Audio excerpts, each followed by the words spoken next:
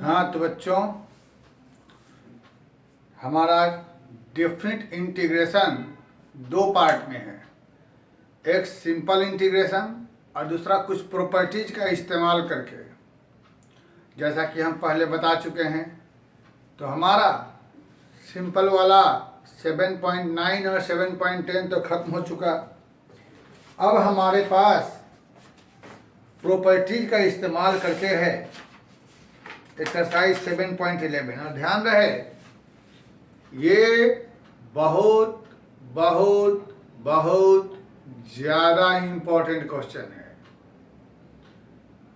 इस एक्सरसाइज में बहुत बहुत ज़्यादा डेप्थ है, लेकिन अभी हम लोग चूँकि बोर्ड की तैयारी पर फोकस कर रहे हैं, इसलिए एनसीईआरटी के क्वेश्चन को सिर्फ देखेंगे। बाकी आप लोग अपने प्रैक्टिस के लिए चाहें तो अलग से बना सकते हैं, वरना अभी हम लोग एनसीईआरटी फोकस करेंगे। तो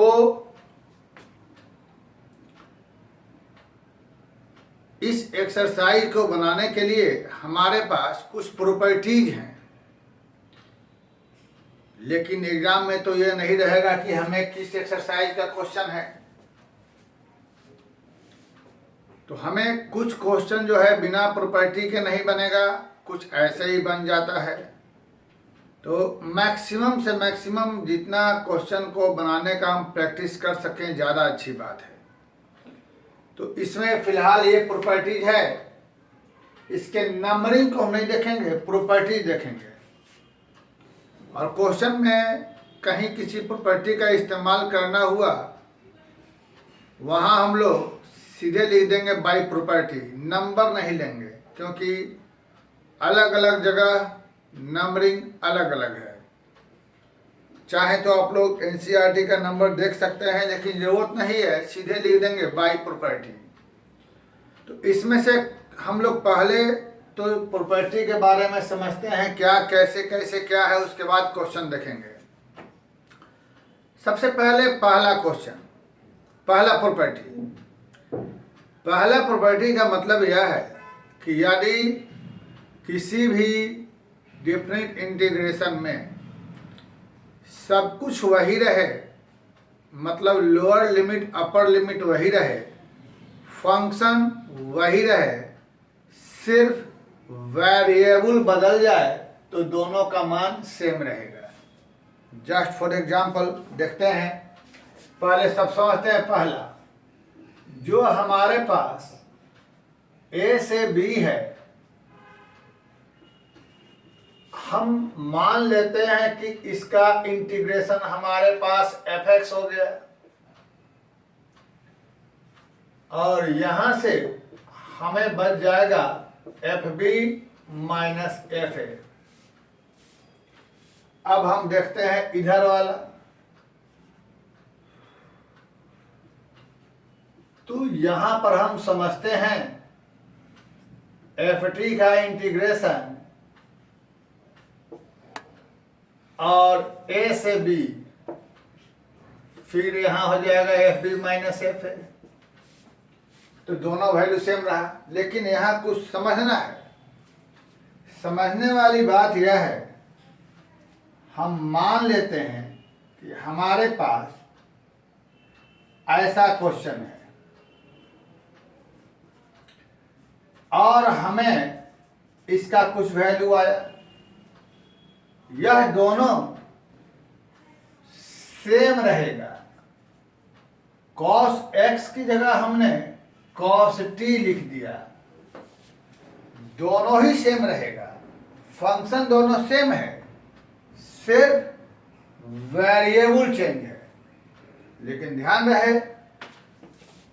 यदि कभी यहां पर 2t हो जाएगा तब यह सेम नहीं हो सकता, क्योंकि यहां फंक्शन बदल गया। x की जगह 2t, यानी सिर्फ t रहता तो कोई प्रॉब्लम नहीं रहती।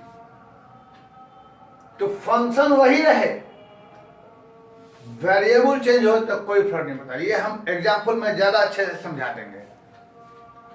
तो ऐसा रहने पे कोई फर्क नहीं पड़ता। यही है प्रॉपर्टी नंबर 1।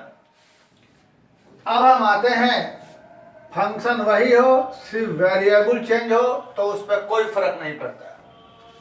प्रॉपर्टी नंबर 2 पर लेफ्ट साइड वही है। इसमें क्या है कि जब फंक्शन वही हो, अपर और लोअर लिमिट आपस में इंटरचेंज करेगा तो साइन चेंज हो जाएगा, बाहर निगेटिव लग जाएगा।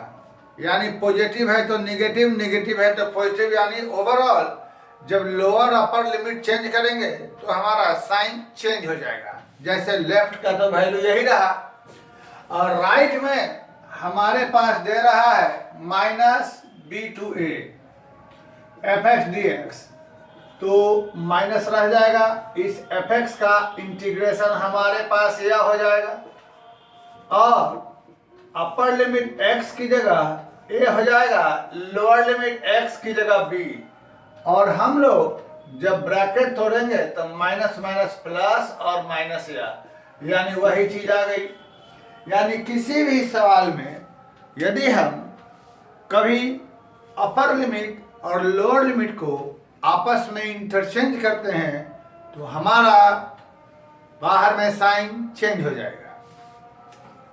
अब आते हैं हम नंबर 3 में। ये हम मिटाते जाते हैं, आप लोग इसको लिख लेंगे क्योंकि समझाते समय हम इसी नंबरिंग का इस्तेमाल करेंगे। हम बोलेंगे यहाँ पर लगेगा हमारा प्रॉपर्टी नंबर 4, तो आप समझ लेंगे ये लगने वाला है।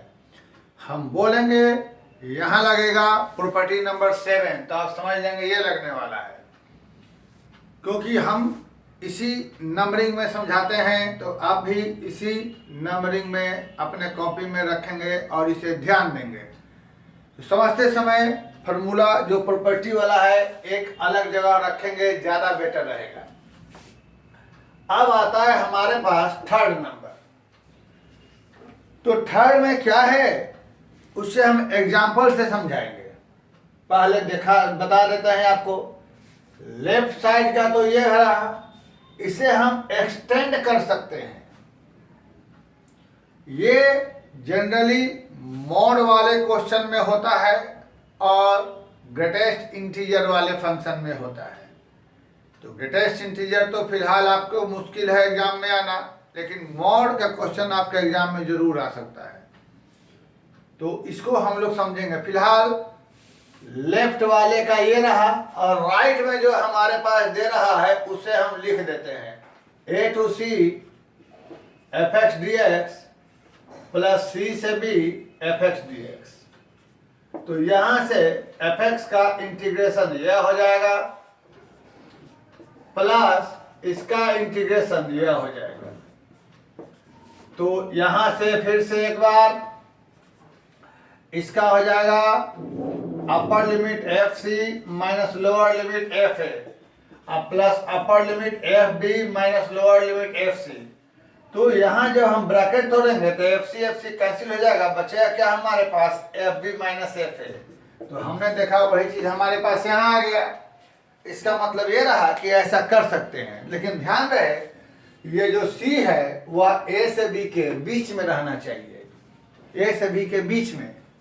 इसका मतलब ये रहा कि हम इसे कैसे इस्तेमाल करेंगे वो समझाते हैं। जैसे कभी अगर 0 से 2 पाई दिया हो cos x, यह मॉड में रहेगा।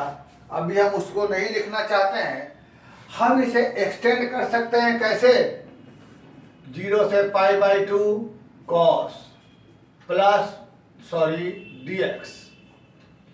0 से 2 पाई के बीच में हम चाहे जितनी बार में चाहे उतनी बार इसको डिवाइड कर सकते हैं। π/2 से सीधे 2 पाई लिख सकते हैं, या π/2 से 3π/2 भी जा सकते हैं, और फिर हम लोग 3π/2 से 2 पाई तक जा सकते हैं। तो ये हमारी मर्जी है, हम इसे कितने भाग में बांट सकते हैं वह depend on question, depend on situation रहेगा। तो फिलहाल यह 0 से 2 पाई को हमने 3 पार्ट में ब्रेक किया, लेकिन देखिए π/2 3π/2 दोनों 0 से 2 पाई है। तो इसी रूप में यह रहना चाहिए। लिखा हुआ है यह जो C है वह A से B के बीच में है। तो इस तरीके से हम इसका इस्तेमाल करेंगे। अब हमारे पास आता है बहुत ही इम्पोर्टेंट, बहुत ही अच्छा नंबर 4 नंबर। तो ध्यान रहे, जिस तरीके से हम 4 नंबर प्रूव करेंगे उसी तरीके से आप 5 नंबर को अपने आप बना लेंगे। तो देखिए हम 4 नंबर कैसे बनाएंगे। कभी कभी एग्जाम में 4 नंबर और 6 नंबर बनाने को आ जाता है, तो दिया रहता है प्रूव करें, तो इसलिए हम पहले 4 नंबर को चलेंगे, क्योंकि हमें मालूम है 4 नंबर में लेफ्ट वाले का वैल्यू तो मालूम है, इसमें कोई चेंज नहीं है, सिंपल वही रहेगा। ये बहुत महत्वपूर्ण फार्मूला, बहुत महत्वपूर्ण प्रॉपर्टी है। राइट वाले में यहाँ क्या है, 0 से a रहने पर x की जगह अपर लिमिट माइनस x करने पे इसमें कोई चेंज नहीं आएगा, यानी हम ऐसा कर सकते हैं। और कैसे करेंगे सो देखा जाए। तो ऐसा करने से क्यों नहीं कोई चेंज आएगा, हमारा काम उसे ही देखना है।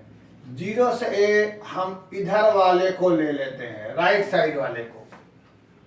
हम इसे बनाने के लिए सबसे पहले क्या कर सकते हैं, let t equal to a minus x ले लेते हैं, t equal to a minus x ले लेते हैं। ध्यान रहे, तो यहाँ पर dt बाई dx बराबर हो जाएगा -1, यानी dt equal to minus dt बराबर dx, ये हो जाएगा।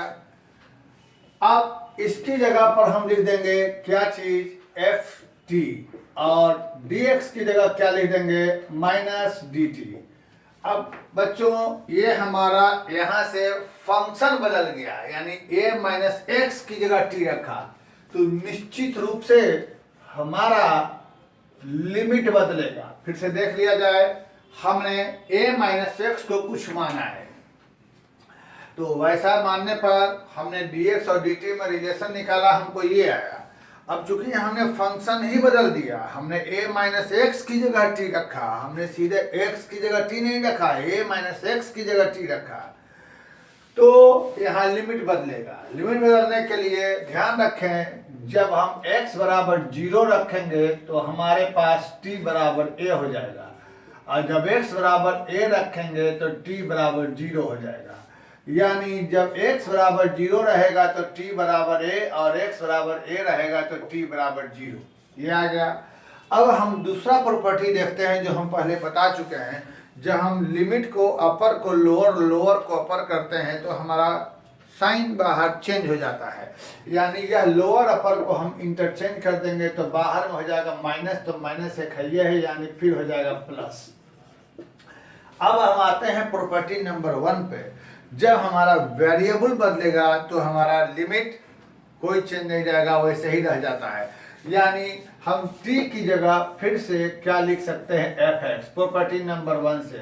तो हो सकता है यहाँ पर कुछ बच्चों को प्रॉब्लम हो कि सर यहाँ तो बदला आपने x की जगह t तो बदल दिया। देखो यहाँ हमने फंक्शन बदला था, चलो यहाँ तुमको बताया सिर्फ वेरिएबल चेंज कर रहे हैं, तो बता देते हैं t बराबर x रखने पर dt बाई dx बराबर 1, यानी dt बराबर dx। तो t बराबर x रखा, dx की जगह dt की जगह dx हो जाएगा, और जब लिमिट भी x की जगह t की जगह 0 तो x बराबर 0, t की जगह a तो x बराबर a। यानी सिर्फ वेरिएबल बदलने से हमारे सवाल में कोई चीज नहीं आएगा। जब फंक्शन बदलेगा तो यहाँ फंक्शन बदला था, वेरिएबल नहीं बदला था। तो देखा हमने, हम जो प्रॉपर्टी थी इसकी जगह यह करने पर हमने लेके चला, फिर वही आ गया, यानी ऐसा कर सकते हैं, ऐसा करने में कोई चेंज नहीं आएगा।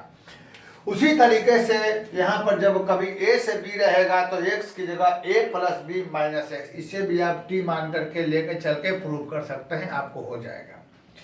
तो ऐसा रहने पर ऐसा कर सकते हैं, और इस प्रॉपर्टी का इस्तेमाल हम लोग क्वेश्चन बनाने में कर सकते हैं। अब इसी तरीके से आप जैसे 6 बना रहे हैं, उसी का ध्यान दे करके आप लोग 7 भी थोड़ा दिमाग लगाकर बनाएंगे, और कैसे बनाएंगे वो आप समझने की कोशिश, कुछ हमने आप लोगों को दिया, न बनेगा तो हमको पूछ सकते हैं। फिलहाल हम 6 नंबर प्रॉपर्टी समझाते हैं, लेकिन 6 नंबर प्रॉपर्टी समझाने के पहले हमें ये बताना होगा कि इवन फंक्शन और ऑड फंक्शन क्या होता है। तो तो आइए पहले हम लोग इवन ऑड फंक्शन के बारे में जानते हैं। इवन ऑड फंक्शन क्या होता है, इसके बारे में जानने के लिए हम एक एग्जाम्पल लेते हैं। एक एग्जाम्पल लेंगे, बिना एग्जाम्पल के समझाना थोड़ा मुश्किल रहेगा। हम लोगों ने एक फंक्शन माना cos x, और x की जगह हम -x रख देते हैं, तो जहां भी x रहेगा वहां -x, यानी f cos -थीटा बराबर प्लस cos थीटा होता है, ये हम लोगों को मालूम है। जहां जहां x है वहां -x रख देंगे हम लोग, जहां जहां x है वहां -x, तो cos theta plus cos theta, यानी हम दोनों सेम रह गया, तो हम यह लिख सकते हैं f -x बराबर fx। ऐसा जब घटना होता है, ऐसी जब घटना घटती है, तो इसे हम लोग कहते हैं इवन फंक्शन। ध्यान रहे, जब x की जगह -x रखने पर फंक्शन में कोई चेंज नहीं आता है, तब वह कहलाता है इवन फंक्शन। फिर इसी में हम आगे चलते हैं। हम लोग, अब आप लोग समझ गए होंगे, साइन लिया, x की जगह -x रखा, तो ये हो जाएगा। हमें मालूम है कि sine -theta minus sine theta, इसकी जगह हम fx लिख देंगे। तो ध्यान रखा जाए, ऐसा जब x की जगह माइनस रखने पर अपने आप का निगेटिव हो जाता है, तब हम उसे कहते हैं ऑड फंक्शन। तो हमारे पास इवन फंक्शन क्या रहा, ऑड फंक्शन क्या रहा। किसी भी फंक्शन में x की जगह माइनस रखने पर जब वही फंक्शन आ जाए, उसमें कोई चेंज नहीं हो, f -x बराबर fx, तब वह कहलाता है इवन फंक्शन। और जब x की जगह माइनस रखने पर -fx हो जाएगा, अपने आप का निगेटिव हो जाएगा, तब वह कहलाता है ऑड फंक्शन। ठीक है, अब हम लोग एक प्रॉपर्टी देखते हैं, 6 नंबर। तो 6 नंबर प्रॉपर्टी देखते हैं। सबसे पहले जो हमारे पास गिवन है उसे लेकर चलते हैं और LHS को लेकर चलते हैं। यहाँ ध्यान रहे, ये कभी कभी हमारे एग्जाम में आता है, इसलिए इसको अच्छे से देख लें। हम देख रहे हैं, सॉरी ये गलती लिखा हुआ है, यहाँ 0 to a रहेगा, ध्यान दिया जाए, 0 से a रहेगा। गलती लिखा हुआ था a से a, 0 से a रहेगा। a to a गलत लिखा हुआ था, 0 से a रहेगा। ध्यान रहे, चूंकि हम देख रहे हैं कि लेफ्ट में -a से +a है और राइट में 0 to a है, तो हम सबसे पहले इस -a से a को, जो हमारे पास एक प्रॉपर्टी थी नंबर 3, -a से 0 लिख देते हैं, और यहाँ से 0 से +a लिख देते हैं। क्या किया हमने, देख लिया जाए।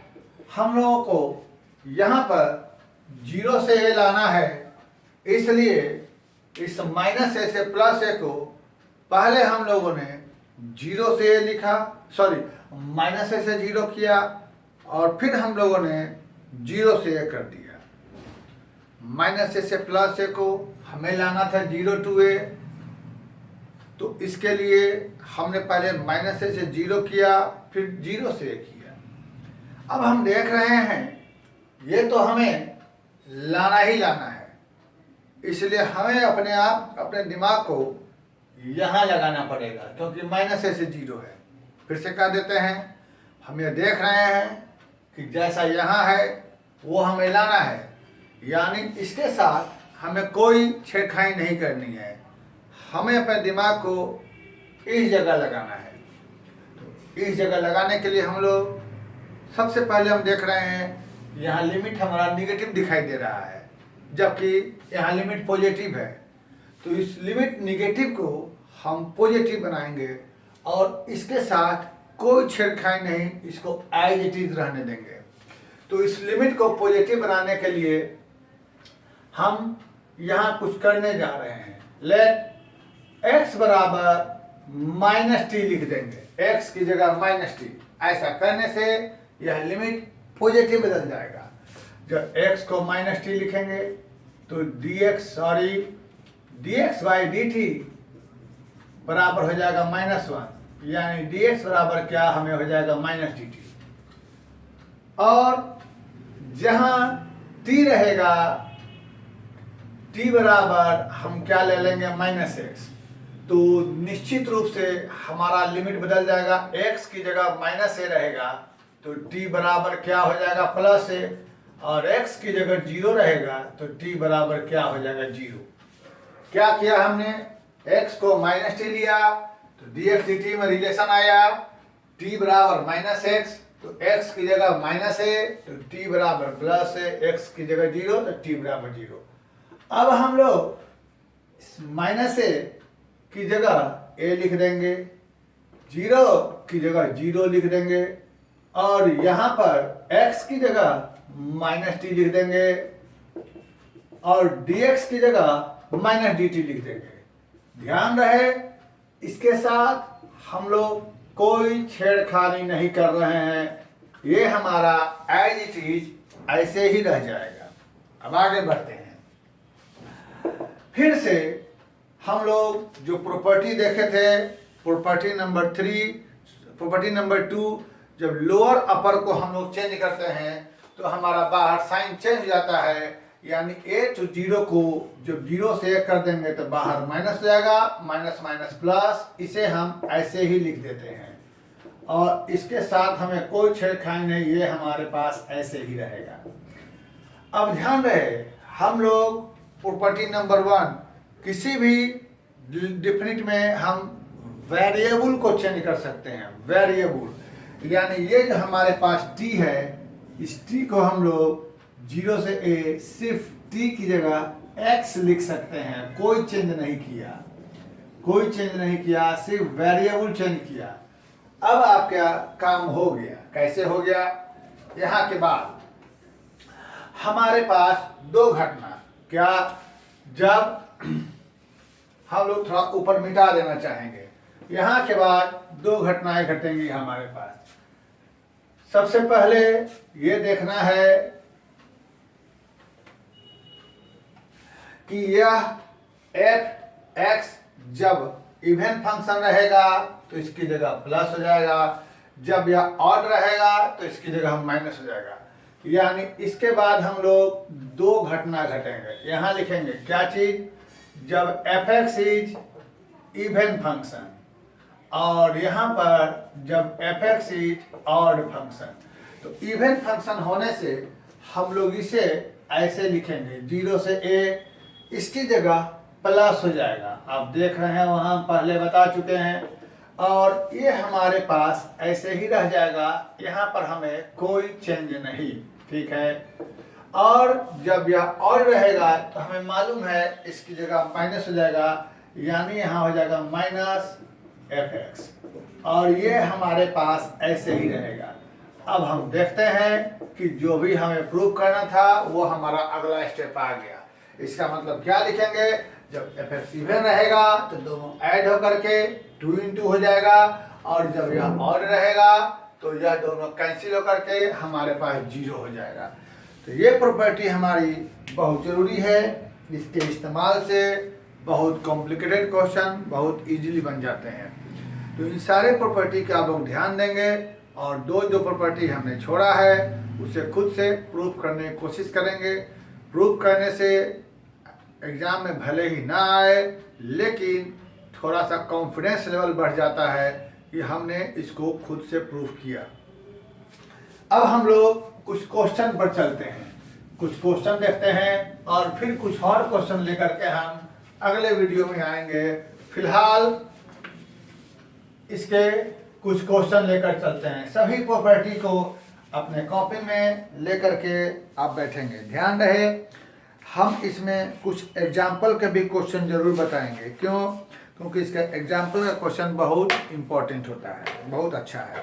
तो चलिए सबसे पहले हम आपके पास एक इजी क्वेश्चन लेकर के चलते हैं। क्वेश्चन नंबर 2, 3, 4, यह 3 तरह का सवाल है। इसमें से हम आपके लिए सबसे पहले एक्सरसाइज हमारा है, यह हमारे पास एक्सरसाइज है 7.11 2, 3, 4। क्वेश्चन नंबर 2, 3, 4 में सभी एक जैसा है। यहाँ हम आपको सबसे पहले एक क्वेश्चन बताएंगे और ध्यान रहे आप लोग बाकी क्वेश्चन खुद से बनाएंगे, ठीक है। यह x प्लस कॉस 3/2x यह रहेगा, और यह सभी क्वेश्चन सेम है, इन सभी का आंसर भी सेम होगा, आप किताब में अपने देख सकते हैं। इसको बनाने के लिए इसका सिंपली इंटीग्रेशन संभव नहीं है। इसका बनाने के लिए इसका स्टैंडर्ड सवाल एक होता है, हम उसे लिख देते हैं 0 to π/2 1/1 plus 10x to the power n। कैसे? जब हम इस tan को बदलेंगे साइन कॉस में, तो sign x to the power n cos x to the power n, यह हमारा एलसीएम लेकर के ऊपर में चला जाएगा इस तरीके से। हम यह देख रहे हैं कि यही सवाल रहेगा, tan की जगह cot रहेगा तो ऊपर में साइन हो जाएगा, अगर tan रहेगा ऊपर cos हो जाएगा। बाकी बचा यह n की जगह क्वेश्चन नंबर 2 में 1/2 है यानी रूट है, क्वेश्चन नंबर 3 में 5/2 है, 3/2 है, क्वेश्चन नंबर 4 में 5 है, क्वेश्चन नंबर 4 में न्यूमरेटर में cos है। इसका मतलब यह रहा कि चाहे को यहाँ पर n की जगह कुछ भी हो, n की जगह कुछ भी हो, ऐसा क्वेश्चन बनेगा एक ही फंडा से। आप देख लें कैसे बनेगा, और ऐसे सभी क्वेश्चन का आंसर सेम ही आता है। इसे बनाने के लिए हम लोग सबसे पहले हम लोग कुछ मान लेंगे। लेट आई मानना ऐसी कोई बात नहीं है, बस हम इसे ऐसा भी लिख सकते हैं, ये आपको मालूम है। साइन x का पावर 3/2 प्लस कॉस x का पावर 3/2 dx, इक्वेशन नंबर 1। आगे बढ़ने के लिए हम लोग यहाँ पर लगाएंगे प्रॉपर्टी नंबर 4। ध्यान रहे, प्रॉपर्टी नंबर 4 देख सकते हैं। प्रॉपर्टी नंबर 4 यह कहता है कि 0 to समथिंग दिया हो, यही क्यों लगाएंगे आपको समझ आएंगे थोड़ी देर में। 0 to दिया हो, 0 to a यहाँ हम लिख देते हैं। प्रॉपर्टी नंबर 4 में 0 to a fx है, और यहाँ पर हम लोग x की जगह अपर लिमिट माइनस x कर सकते हैं। ऐसा करने पे सवाल में कोई फर्क नहीं पड़ता है। यही क्यों करेंगे, ध्यान दे लीजिए, क्योंकि ऐसा करने पर डिनोमिनेटर हमारा सेम रहेगा, डिनोमिनेटर में कोई फर्क नहीं पड़ेगा। क्यों? Sine π/2 minus x cos x, cos π/2 minus x sine x, यानी हूबहू डिनोमिनेटर हमारा यही रह जाएगा, और इस तरीके से हमें एलसीएम लेने में फायदा रहेगा। तो ऐसे क्वेश्चन में प्रॉपर्टी 4 लगाएंगे, हमारा क्वेश्चन बहुत इजीली बन जाएगा। हम यहाँ लिखेंगे बाय प्रॉपर्टी, नंबर नहीं देंगे। x की जगह 0 to π/2 जैसा कि था, जहां जहां x है x की जगह अपर लिमिट माइनस एक्स, तो x जहां रहेगा x की जगह साइन π/2 माइनस एक्स, पावर रह गया हमारे पास 3/2 बाई, यहाँ भी साइन π/2 माइनस एक्स, पावर रह गया 3/2 बाई, यहाँ भी कॉस π/2 माइनस एक्स, पावर रह गया हमारे पास 3/2। ठीक है, अब जैसा कि आप समझ रहे हैं, यहाँ पर साइन π/2 माइनस एक्स, हम इसे आई यहाँ ले लेते हैं। आप लोग ध्यान दें, 0 to लिमिट हमारे पास यही रहा, sine π/2 minus x cos x हो जाएगा, और नीचे में यहाँ भी रह जाएगा कॉस एक्स, 0 से लेकर π/2।